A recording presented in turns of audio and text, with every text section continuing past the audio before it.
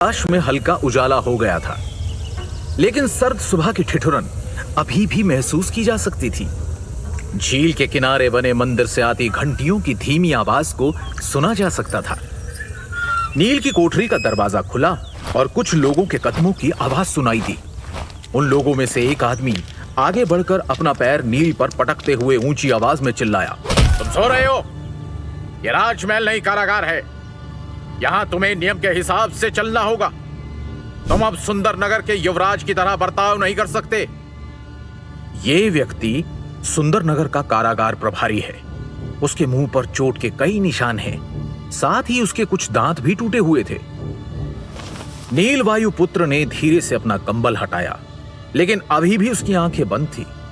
लेकिन फिर निराश होकर वो पत्थर के बिस्तर से नीचे उतरा और चुपचाप उसने अपने कपड़े पहन लिए। उसके कपड़े पुराने और फटे हुए थे, जैसे कि उन्हें सालों से पहना जा रहा हो। कारागार प्रभारी नील के सर पर जोर से मारते हुए चिल्लाया, इसकी आदत दिन ब दिन बिगड़ती जा रही है। इसे जल्दी से बाहर ले जाओ। ऐसा कहकर उसने इशारा किया और उसके पीछे खड़े लोग नील के पास आए और उसके हाथों और पैरों में बेड़ियां बांधकर उसे चमड़े का मोटा कवच पहनाने लगे और फिर उसे बदतमीजी से धकेलकर प्रशिक्षण स्थल ले आए। प्रशिक्षण स्थल एक बहुत बड़ा मैदान था। यह सुंदर नगर राज्य के मुख्य शिष्यों के लिए अभ्यास करने की जगह थी। प्रवेश द्वार के दोनों तरफ सफेद संगमरमर से बने बड़े बड़े खंबे थे, जिनके ऊपर शेर की प्रतिमाएं बनी हुई थी। वहीं अंदर हरे रंग के वस्त्र पहने 30 से अधिक शिष्य अखाड़े के बीच मुख्य आचार्य के मार्गदर्शन में युद्ध कला का अभ्यास कर रहे थे। ये सुंदर नगर के मुख्य शिष्य थे। उन सभी को कठिन परीक्षाओं के बाद मुख्य शिष्य के रूप में चुना गया था, जिनकी प्रतिभा को निखार कर सैनिकों के रूप में तैयार किया जा रहा था। वहीं अखाड़े के दूसरी तरफ चमड़े का कवच पहने 20 से अधिक पुरुष खड़े थे। उनके हाथ पैर भी नील की तरह ही बंधे हुए थे। लगातार हर रोज मार खाने के कारण उन सभी के शरीर थके हुए, चोटिल और घाव से भरे थे। प्रशिक्षण स्थल में पहुंचने के बाद नौकरों ने नील को भी उन आदमियों के साथ खड़ा कर दिया। इनमें से अधिकांश पुरुष कैदी वो थे जिन्हें या तो मौत की सजा या फिर उम्र कैद की सजा सुनाई गई थी। सभी कैदियों को सहायक के रूप में इस्तेमाल किया जाता था। मुख्य आचार्य की आवाज प्रशिक्षण स्थल में गूंज उठी, आज का अभ्यास यहीं समाप्त होता है। अब सभी लोग एक एक सहायक चुन लें। वास्तविक मानव शरीर पर प्रहार करने से आप मानव शरीर की हड्डियों की संरचना और कमजोरियों से परिचित हो जाएंगे। आचार्य के निर्देश के बाद सबने अपना अपना सहायक चुन लिया। जल्दी ही सभी गुलामों की दर्द भरी चीखें प्रशिक्षण स्थल में गूंजने लगी। कई शिष्यों ने बारी बारी नील को चुना, क्योंकि पूर्व युवराज को पीटना उन सभी के लिए किसी उपलब्धि से कम नहीं था। एक एक करके सबने नील का मजाक उड़ाते हुए उसके साथ अभ्यास किया। इस दौरान नील शांत रहा और भावहीन चेहरे के साथ अपने शरीर के महत्वपूर्ण हिस्सों को बचाने पर ध्यान केंद्रित करता रहा। इस अपमान और पीड़ा को झेलना तो वो सीख चुका था। उसने बस इस बात से संतोष कर लिया था कि कम से कम उसकी बहन नीलिमा वायुपुत्र इस सबसे दूर सप्त सिंधु आश्रम में सुरक्षित है। वहीं दूसरी तरफ राजमहल के एक आलीशान कमरे में, जहां कभी महाराज वीरेंद्र रहा करते थे, अब वहां नागेंद्र और यजुवेंद्र सुंदर नगर के राजा बने बैठे अपनी अय्याशियों में डूबे रहते हैं। अनेकों दासियां उनकी सेवा में हर पल रहती हैं और वो दोनों शराब और ताकत के नशे में चूर सबसे बदतमीजी से पेश आते हैं। आज जब नशे में मदमस्त यजुवेंद्र एक दासी को अपनी गोद में बिठाए उसके यौवन का आनंद ले रहा था, वहीं नागेंद्र कुछ परेशान सा दिखाई पड़ रहा था। उसे देखकर यजुवेंद्र बोला, भाई साहब, लगता है इन दासियों से आपका मन भर चुका है। आप कहें तो मैं आपके लिए कुछ नई दासियां बुलवा लूं। इस पर परेशान से नागेंद्र ने झुंझलाकर इशारा किया और बोला, एकांत। मालिक का आदेश पाकर सभी दासियां वहां से चली गई।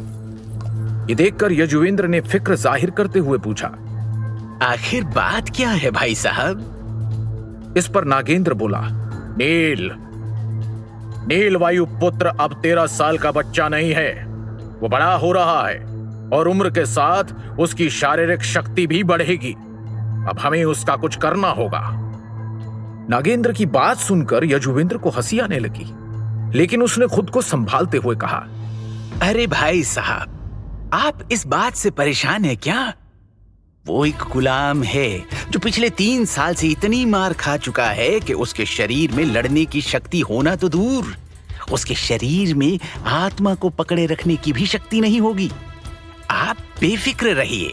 नागेंद्र यजुवेंद्र को बीच में ही टोकते हुए बोला, और नीलिमा, वो सप्त सिंधु आश्रम में महायोद्धा बनने की कगार पर होगी। जब उसे पता चलेगा कि उसका भाई हमारी कैद में है तो वो उसको बचाने की कोशिश नहीं करेगी। यजुवेंद्र हंसते हुए बोला, भाई साहब, आपको क्या लगता है मैंने इस बारे में नहीं सोचा होगा? आप निश्चिंत रहिए, नीलिमा का भी इंतजाम हो चुका है। कहते हुए यजुवेंद्र के चेहरे पर एक कुटिल मुस्कान थी। यहां प्रशिक्षण स्थल में नील बुरी तरह शिष्यों से मार खा रहा था कि तभी रेशमी कपड़े पहने एक युवक दिखाई दिया, जिसके पीछे कई लोग सहायकों की तरह चल रहे थे। युवराज आ गए। प्रशिक्षण स्थल पर मौजूद शिष्यों ने अपना अभ्यास रोक दिया और उस युवक की चापलूसी करने में लग गए। युवराज, आखिर आप साधना से बाहर आ ही गए। आप काफी ऊर्जावान और तरोताजा दिख रहे हैं। लगता है आपने खुद को काफी मजबूत बना लिया है। हमारे युवराज बहुत प्रतिभाशाली हैं। ये हमारे सुंदरनगर की शान है। मुझे यकीन है इन्होंने अपना स्वाधिष्ठान चक्र जागृत कर लिया है और वीर योद्धा बन गए हैं। नील की नजर रेशमी कपड़े पहने उस लड़के पर पड़ी तो उसके भीतर क्रोध की एक ज्वाला भड़क उठी। ये तथाकथित युवराज देवदत्त वायुपुत्र हैं, जो उसके पिता के सौतेले भाई नागेंद्र का सबसे बड़ा बेटा है और नील की ही उम्र का है। नील को गुलाम बनाए जाने के बाद देवदत्त वायुपुत्र को नील की जगह सुंदरनगर का युवराज बना दिया गया था। कुछ समय से देवदत्त वायुपुत्र अपनी साधना पर ध्यान देने के लिए एकांत में चला गया था, इसलिए कई दिनों से वो कहीं दिखाई नहीं दे रहा था। अब उसे देखकर कोई भी बता सकता था कि एकांतवास से बाहर आने के बाद वो और भी मजबूत हो गया है। देवदत्त को महसूस हुआ कि कोई पैनी नजर से उसे देख रहा है। उसने उस ओर अपना सिर घुमाया तो उसकी नजर नील पर पड़ी। वो अपने चेहरे पर एक मुस्कान लेकर नील के पास आया और उसका मजाक उड़ाते हुए बोला, इतने लंबे समय के बाद भी तुम्हें जीवित देखकर मुझे आश्चर्य हो रहा है। नील ने ठंडे स्वर में जवाब दिया, सच कहा, मैं अभी तक मरा नहीं हूं। मेरी इतनी फिक्र करने के लिए धन्यवाद। नील का जवाब सुनकर कई शिष्य नील पर बरस पड़े। युवराज से इस लहजे में बात करने की तुम्हारी हिम्मत कैसे हुई? तुम सिर्फ एक गुलाम हो। तुरंत नीचे झुककर युवराज से माफी मांगो, वरना आज तुम्हें अपने पैदा होने पर भी पछतावा होगा। उन्होंने ऐसे जताया जैसे नील ने कोई बहुत बड़ा गुनाह कर दिया हो। देवदत्त वायुपुत्र ने सभी को चुप होने का इशारा किया, फिर एक अभिमानी मुस्कान के साथ पूछा, नील, क्या तुम जानते हो मैं एकांतवास में क्यों गया था? नील ने कोई जवाब नहीं दिया। वो लगातार देवदत्त को घूर रहा था। देवदत्त ने अपनी बाजुओं पर हाथ फेरते हुए बड़ी हैरत के साथ कहा, भृगु ऋषि द्वारा भेंट की हुई गोली वास्तव में असाधारण है। उसमें मौजूद दिव्य ऊर्जा ने मेरे शरीर को पूरी तरह से शुद्ध कर दिया है, जिससे मुझे ऐसा महसूस हो रहा है मानो मेरा पुनर्जन्म हुआ हो। उसकी सहायता से मैंने अपने दूसरे कुंडालिनी चक्र की शक्ति को जागृत कर लिया है। अभी तो मेरे शरीर में उसकी 80% ऊर्जा बाकी है। उसकी पूरी ऊर्जा इस्तेमाल करने के बाद मैं बहुत ही जल्द विशुद्ध चक्र जागृत करके महावीर योद्धा बन जाऊंगा। भृगु ऋषि के आशीर्वाद वाली दिव्य औषधीय गोलियां। नील की आंखें हैरानी से बड़ी हो गई। दोनों औषधीय गोलियां सुंदरनगर राज्य के किसी खजाने की तरह थी। ऐसा कहा जाता है कि उन गोलियों को एक गोपनीय स्थान पर छुपाया गया था। पूर्वजों द्वारा निर्धारित नियमों के अनुसार राज परिवार में 14 वर्ष की आयु से पहले स्वाधिष्ठान चक्र जागृत करने वाले सदस्यों को ही ये गोलियां दी जाएंगी। लेकिन किसी ने भी अभी तक ये उपलब्धि हासिल नहीं की थी। इस प्रकार पिछले 1200 वर्षों में वो दिव्य औषधीय गोलियां किसी को भी नहीं दी गई थी। अगर कोई उन गोलियों का हकदार बनने की क्षमता रखता था तो वो था नील वायुपुत्र, जिसने 13 वर्ष की आयु में मूलाधार चक्र के शिखर को छुआ था। दुर्भाग्य से राज्य के भीतर हुए षड्यंत्र के फलस्वरूप नील वायुपुत्र को एक गुलाम के रूप में जीवन बिताना पड़ रहा था और इन कठिन परिस्थितियों में उसकी साधना लगभग रुक सी गई थी। दूसरी ओर देवदत्त में औसत दर्जे की प्रतिभा थी। वो बड़ी मुश्किल से 16 वर्ष की आयु में अपना मूलाधार चक्र जागृत कर पाया था। वो इन दिव्य औषधीय गोलियों के बिल्कुल भी योग्य नहीं था, लेकिन इसके बावजूद वो इस मूर्ख को मिल गई थी। जब नील ने यह बात सुनी कि जो गोलियां उसकी होनी चाहिए थी वो इस गधे को मिल गई हैं, तो वो गुस्से में कांपते हुए बोला, देवदत्त, तुम्हारी ऐसा करने की हिम्मत कैसे हुई? क्या तुम्हारे मन में हमारे पूर्वजों के लिए कोई सम्मान नहीं है? तुम्हारी मुझसे सवाल करने की औकात नहीं है। अब मैं स्वाधिष्ठान चक्र तक पहुंच गया हूं। अब मैं किसी बलिष्ठ सांड को भी हरा सकता हूं। तुम तो बस एक कमजोर गुलाम हो। अगर मैं चाहूं तो मैं तुम्हें आसानी से कुचल सकता हूं। लेकिन आज ही मैं साधना से बाहर आया हूं, इसलिए मैं अपने शक्ति परीक्षण के लिए एक सहायक चुनूंगा। नील के अपमान से देवदत्त जरा भी परेशान नहीं था। किसी गुलाम के मुंह लगना एक युवराज की शान के खिलाफ था। उसने नील के साथ अपनी बातचीत वहीं रोक दी और लापरवाही से इशारा किया और कहा, मैं चुनता हूं तुम्हें। आश्चर्यजनक रूप से देवदत्त ने नील को नहीं चुना। इसके बजाय उसने एक अधेड़ उम्र के कैदी को इशारा करके अपने पास बुलाया। वो कैदी तुरंत कांपने लगा। हालांकि उसने एक मोटा चमड़े का कवच पहना हुआ था जो हमले की शक्ति को काफी हद तक कम कर देता था, लेकिन स्वाधिष्ठान चक्र पर पहुंच चुके देवदत्त का सामना करने की सोच से ही उस गुलाम का दिल दहल उठा। देवदत्त ने गहरी सांस ली और अपनी मुट्ठी भींच ली। वो नंदी शस्त्र मुष्टिका थी, जो सुंदरनगर की एक गुप्त तकनीक थी। देवदत्त अपनी वास्तविक शक्ति आजमाना चाहता था। उसके पूरे शरीर पर एक हल्की नीली रोशनी चमकने लगी। देवदत्त की भयानक आभा देखकर सहायक की आंखों में निराशा छा गई।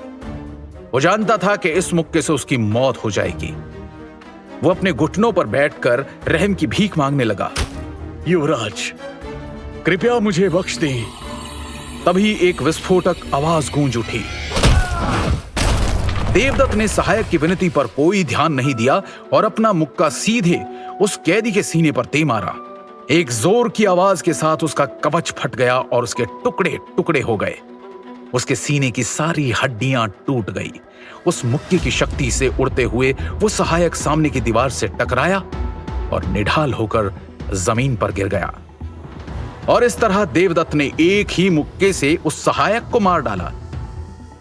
वहां मौजूद सभी लोगों ने उसके तलवे चाटने का एक और दौर शुरू कर दिया। युवराज, आप तो बहुत ज्यादा शक्तिशाली हो गए हैं। पूरे सुंदरनगर में कोई भी आपका सामना करने के काबिल नहीं है। अब मुझे तो लगता है कि आसपास के 10 राज्यों में भी कोई युवराज के बराबर नहीं होगा। देवदत्त अपने मुक्के के परिणाम से संतुष्ट था। उसने एक राहत की सांस ली और फिर शातिर मुस्कान के साथ नील की ओर देखा। हालांकि नील उस अधेड़ उम्र के व्यक्ति जितना कमजोर नहीं था, लेकिन देवदत्त के मुक्के की शक्ति वास्तव में काफी ज्यादा थी। नील अवचेतन रूप से एक कदम पीछे हो गया तो देवदत्त ने हंसते हुए नील के कंधे को थपथपाया। निश्चिंत रहो, मैं तुम्हें इतनी जल्दी नहीं मारूंगा। मैं तुम्हें दिखाना चाहता हूं कि तुम जैसे कचरे की तुलना में मैं कितना ताकतवर हूं। नील ने कोई जवाब देना ठीक नहीं समझा।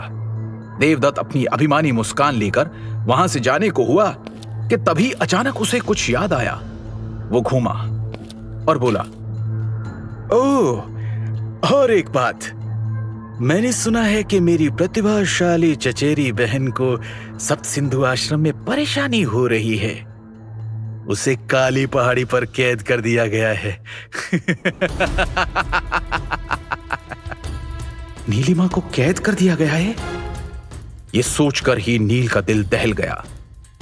पिछले 3 सालों में नील ने कभी इस बात की परवाह नहीं की कि उसे एक गुलाम के रूप में रखा गया था। उसे हर रोज बुरी तरह घायल होने तक पीटा जाता था। उसने इस बात की भी परवाह नहीं की थी कि देवदत्त ने उससे दिव्य औषधीय गोलियां छीन ली जो मूल रूप से उसी की होनी चाहिए थी। लेकिन उसकी बहन नीलिमा उसकी एकमात्र कमजोरी थी। वो किसी भी हालत में उसे कुछ भी नहीं होने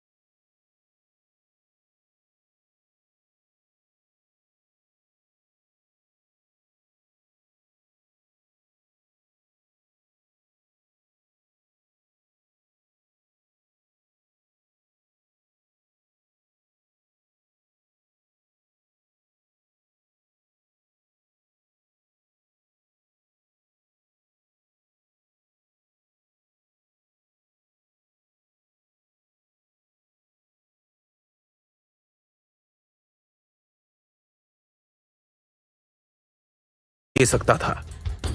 क्या करेगा नील? कैसे बचाएगा वो अपनी बहन को जब वो खुद को ही बचा नहीं पा रहा है? क्या नीलिमा के कैद होने के पीछे यजुवेंद्र का हाथ है, या है कुछ और ही बात? सुंदरनगर की एकमात्र उम्मीद थी, यहां तक कि वो नील से भी अधिक प्रतिभाशाली थी। जब वो सिर्फ 12 साल की थी, तब उसकी अविश्वसनीय प्रतिभा को देखते हुए उसे सप्त सिंधु आश्रम में एक आंतरिक शिष्य के रूप में स्वीकार किया गया था। वो सुंदरनगर राज्य को छोड़कर सप्त सिंधु आश्रम चली गई और इस तरह वो पारिवारिक कलह से बच निकली। अगर वो कुछ दिन और यहां रुकती तो शायद उसके साथ भी जानवरों जैसा सलूक किया जाता। नीलिमा के जाने के कुछ दिनों बाद ही नील के पिता की हत्या कर दी गई थी और नील को गुलाम बना दिया गया था। इस वजह से पिछले 3 वर्षों से वो अपनी बहन की कोई खबर नहीं ले पाया। फिर भी वो ये सोचकर तसल्ली कर लेता था कि उसकी बहन सप्त सिंधु आश्रम में सुरक्षित होगी। लेकिन आज देवदत्त की बात सुनने के बाद अचानक उसे नीलिमा की चिंता होने लगी। दिन बीतते गए, वो नीलिमा की चिंता में इतना खो गया था कि जब शिष्य उस पर हमला करते थे तब वो बचाव करना ही भूल जाता था, जिसकी वजह से उसे काफी गहरी चोटें आईं। रात में वो दर्द से कराहते हुए कारागार में लौट आया। उसे किसी की आवाज सुनाई दी। ये तुम्हारी दवा है। बिरजू नाम के एक कारागार प्रभारी ने दवा की पुड़िया को लापरवाही से नीचे फेंक दिया और वापस जाने लगा। प्रशिक्षण सहायक कोई धातु के तो बने थे नहीं। यदि उनके घाव ठीक नहीं हुए तो वो कुछ दिन के बाद आंतरिक चोट से मर जाएंगे। इसलिए राज परिवार उन्हें ठीक होने के लिए दवा प्रदान करता है। हालांकि दवाओं के निम्न श्रेणी के होने के कारण उन्हें ज्यादा आराम नहीं मिलता। नील ने थके हुए हाथों से जब दवा की उस पुड़िया को खोला तो उसमें केवल एक ही गोली मौजूद थी। वो चिल्लाया, बिरजू, आज केवल एक ही गोली क्यों दी गई है?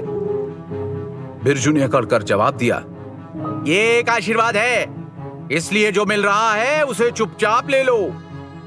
इस पर नील ने बिरजू को घूर कर देखा और गुस्से में बोला, राज परिवार हर दिन उपचार की 3 गोलियां बांटता है, लेकिन इसमें केवल एक ही है। लगता है तुम भी अपनी जेब भरने लगे हो। सुंदरनगर में चोरी करना एक अपराध है। क्या तुम्हें मौत से डर नहीं लगता? बिरजू ने कठोर स्वर में जवाब दिया, बेशक मुझे डर लगता है, लेकिन मैं तुम जैसे तुच्छ गुलाम से नहीं डरता। क्या तुम विरोध करना चाहते हो? मैं इस रवैये को कभी बर्दाश्त नहीं कर सकता। नील पहले से ही अपनी बहन की सुरक्षा को लेकर परेशान था। उसने बिरजू को चमकदार आंखों से देखा। उसकी आंखों में एक तेज जानलेवा इच्छा छिपी हुई थी। नील के यूं घूरने से बिरजू एक पल के लिए डर गया, लेकिन फिर उसने आगे बढ़कर नील को उंगली दिखाते हुए कहा, तुम मुझे घूर क्यों रहे हो? क्या तुम मुझे मारना चाहते हो? नील ने तुरंत ही उसे धक्का दे दिया, जिससे बिरजू तुरंत जमीन पर गिर पड़ा। तुम केवल एक गुलाम हो। तुम्हारी हिम्मत कैसे हुई मुझ पर हमला करने की? बिरजू जमीन से उठने में सफल रहा, लेकिन घबराहट उसके चेहरे पर साफ देखी जा सकती थी। नील ने 2 कदम आगे बढ़ाए और अपनी उंगली चटकाते हुए ऊंची आवाज में बोला, तुम राज परिवार के सदस्य नहीं हो, फिर भी तुम इस तरह की घिनौनी हरकत कर रहे हो। क्या तुम्हें सच में लगता है कि मैं तुम्हें चोट पहुंचाने की हिम्मत नहीं करूंगा? नील की ये बात सुनकर बिरजू ने मन ही मन हिसाब लगाया कि इस वक्त अगर वो नील से लड़ता है और ये बात ऊपर तक चली जाती है तो उसकी चोरी भी सबके सामने आ जाएगी। नील की आंखों में लड़ मरने का जज्बा था, जिसे देखकर बिरजू वहां रुकने की हिम्मत नहीं कर सका। इसलिए वो कोठरी के लोहे के दरवाजे को बंद करके वहां से भाग गया। उसे यूं भागता देख नील ने उसका मजाक उड़ाते हुए तंज कस दिया, कमीने ही इस तरह की नीच हरकत करते हैं। और फिर झुंझलाकर खुद से ही बोला, मैं सुंदरनगर की इस काल कोठरी में और नहीं रुक सकता। पर समस्या यह है कि मैंने अभी तक केवल मूलाधार चक्र ही जागृत किया है। इतनी सी शक्ति के साथ सप्त सिंधु आश्रम को तो भूल ही जाओ। मैं तो इस सुंदरनगर से बाहर भी नहीं जा सकता। इसी छटपटाहट में नील उस छोटे से कारागार में इधर से उधर चक्कर लगा रहा था। वो जल्द से जल्द इस दलदल से बाहर निकलना चाहता था, लेकिन वो यहां से बाहर निकलने का रास्ता खोज नहीं पा रहा था। झुंझलाहट में वो चीख कर बोला, मैं कमजोर हूं, मैं अभी भी बहुत कमजोर हूं, वरना मैं इस छोटे से कारागृह में नहीं फंसा होता।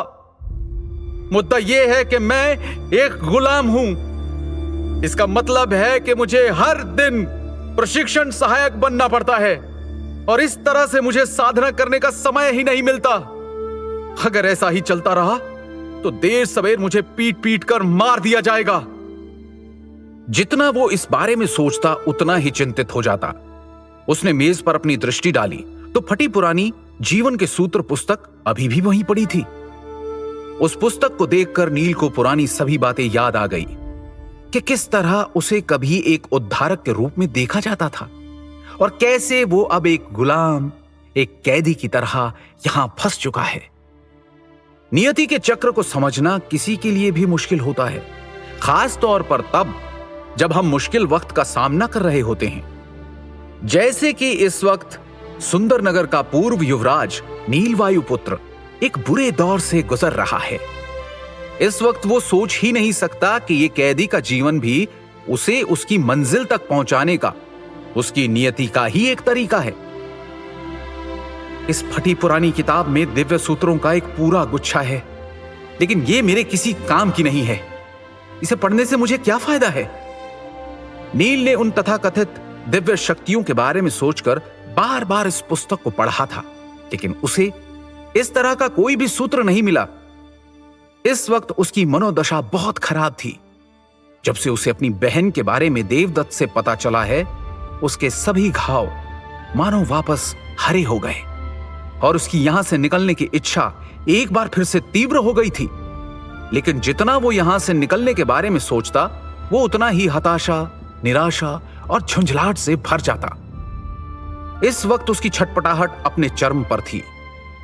उसने नाराजगी से किताब उठाई और उसे बीच से फाड़ दिया, फिर उसे जला देने के लिए दिए के ऊपर रख दिया।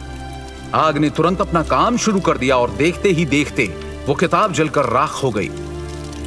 किताब को जलते हुए देखकर नील को होश आया और उसे अपने किए पर पछतावा हुआ। उसने मन ही मन खुद को समझाया, नील, तुम एक किताब पर गुस्सा क्यों निकाल रहे हो? इस पुस्तक ने भला क्या गलत किया है? समस्या तुम्हारी खुद की कमजोरी है।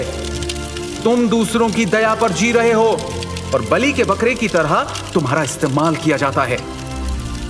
किताब में आग बहुत तेजी से लगी थी। जब तक नील को होश आया तब तक आग ने किताब को राख कर दिया था। व्याकुल होकर नील ने राख के ढेर की ओर देखा कि शायद किताब के कुछ हिस्से अभी सुरक्षित हों। अरे, ये क्या है? नील ने राख को साफ किया और एक सुनहरी वस्तु को उसमें से बाहर निकाला। उसने जो पाया वो एक स्वर्ण पत्र के जैसा था। जब मैंने इस पुस्तक को पढ़ा था तो मैंने इस स्वर्ण पत्र पर ध्यान नहीं दिया था। जरूर इसे किताब के अंदर छुपाया गया होगा, लेकिन आखिर कोई इसे किताब के अंदर क्यों छुपाएगा? मन ही मन ये सोचते हुए जब नील ने अपनी आंखें स्वर्ण पत्र पर केंद्रित की तो उसकी आंखें अचानक चौड़ी हो गई। स्वर्ण पत्र पर बारीकी से कुछ अजीब से चिन्ह बनाए गए थे। नील ने बहुत कोशिश की, लेकिन वो एक भी चिन्ह को पहचान नहीं पाया। जैसे ही उसने उन चिन्हों पर अपना हाथ फेरा, स्वर्ण पत्र हजारों छोटे टुकड़ों में बिखर गया। प्रत्येक छोटे टुकड़े में एक विशेष प्रतीक था जो किसी प्राचीन भाषा की तरह दिख रहा था। लेकिन तभी अचानक स्वर्ण पत्र के छोटे छोटे टुकड़े नील की त्वचा से चिपकने लगे। धीरे धीरे वो उसके चेहरे, आंखों, गर्दन, बाहों से होते हुए पैरों तक पूरे शरीर में फैल गए। कुछ ही देर में नील के शरीर का हर हिस्सा स्वर्ण पत्र के छोटे छोटे टुकड़ों से भरा हुआ था। आखिरी टुकड़ा सीधा नील के मस्तिष्क में जा लगा। उसे ऐसा महसूस हुआ जैसे किसी भारी हथौड़े से उसके ऊपर वार किया गया हो।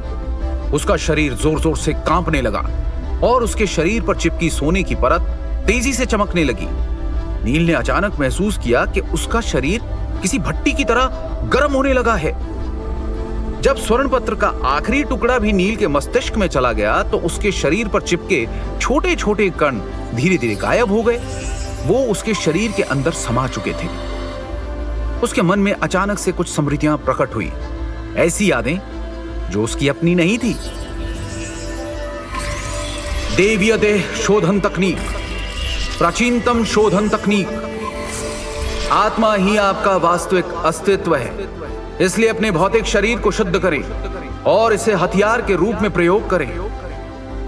आकाशवाणी की तरह उसके मन में गूंजे इन शब्दों को समझकर नील खुद से ही बोला, यह किस तरह की शोधन तकनीक है? हालांकि वो कुछ शोधन तकनीकों के बारे में जानता था, लेकिन वो इस तरह की किसी भी तकनीक से अनजान था। जिन तकनीकों की उसे जानकारी थी वो सब हथियार निर्माण करने के काम आती थी, न कि शरीर को साफ या शुद्ध करने के। शरीर को हथियार की तरह इस्तेमाल करना, इसका मतलब क्या था? क्या ऐसा हो सकता है कि यह शोधन तकनीक किसी के शरीर को मजबूत बनाने के लिए प्रयोग में लाई जाती है? नील खुद से ही विचार विमर्श कर रहा था, लेकिन तभी उसने महसूस किया कि उसका शरीर गर्म होने लगा है, जैसे उसे तेज बुखार हो गया हो। गर्म धारा को महसूस करते हुए उसकी एक तीखी चीख निकली। ऐसा कैसे हो सकता है? मेरा शरीर इतना गर्म क्यों हो रहा है? उसने सोचा, अगर ऐसा ही चलता रहा तो उसका पूरा शरीर जलकर राख बन जाएगा। और वो कोने में रखे पानी के टब के पास गया और बिना कुछ सोचे समझे उस टब में कूद गया। तुरंत ही पानी के टब से भाप उठने लगी। कुछ ही देर में उसके शरीर की गर्मी के कारण टब का सारा पानी उबलकर भाप बन गया और पूरा कारागृह धुएं से भर गया। पानी ने भी नील के शरीर के तापमान को कम नहीं किया, बल्कि तापमान और भी बढ़ता गया। जल्द ही उसकी त्वचा से लाल गर्म लोहे के टुकड़े की तरह गहरे लाल रंग का प्रकाश निकलने लगा।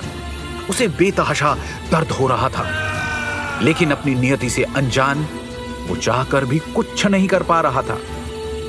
क्या होगा आगे? क्या नील इस पीड़ा को झेल पाएगा? क्या है इस पुस्तक का रहस्य? क्या वो बनेगा सुंदरनगर का उद्धारक या कोशिश करते हुए खत? अजीब बात थी कि नींद न आने के बाद भी उसे जरा भी थकान महसूस नहीं हो रही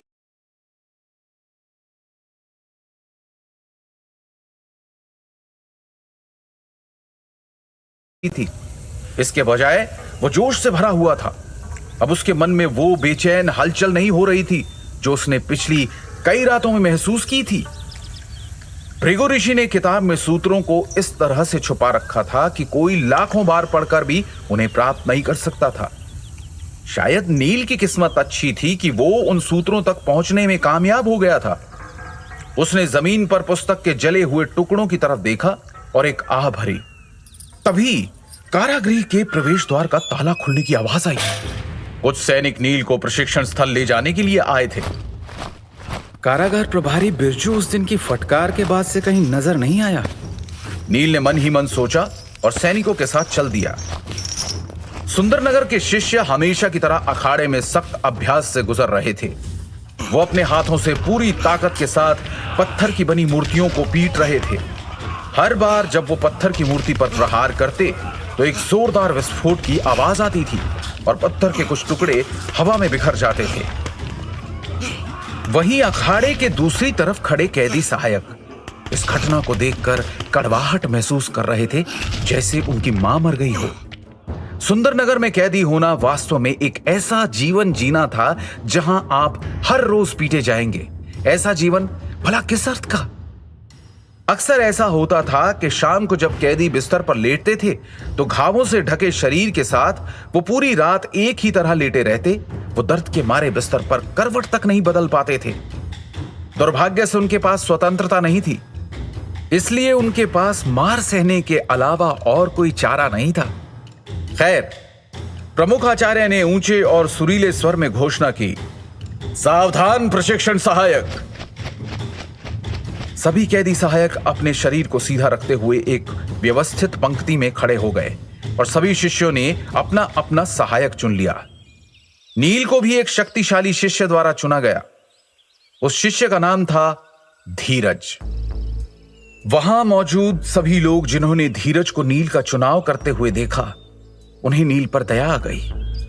वैसे तो धीरज की तकनीक औसत दर्जे की थी और वो अभी तक किसी कुंडलिनी चक्र को जागृत नहीं कर पाया था, लेकिन वो जबरदस्त शारीरिक शक्ति के साथ पैदा हुआ था। उसकी शक्ति अविश्वसनीय थी। वो बहुत ही आक्रामक चरित्र का और हिंसक स्वभाव का था। कई सहायकों को उसने पीट पीट कर अपंग बना दिया था। धीरज ने अपने मजबूत हाथों को हवा में मारा और फिर जोश में अपनी छाती ठोकते हुए अपने शरीर को गर्म किया। उसने जब नील को देखा तो वो उत्साह से भर गया।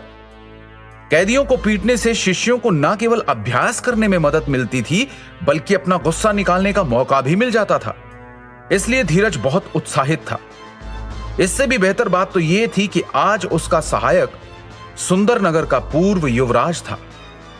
जब पूर्व युवराज उससे रहम की भीख मांगेगा तो इसकी कल्पना ही उसे आनंदित करने के लिए पर्याप्त थी।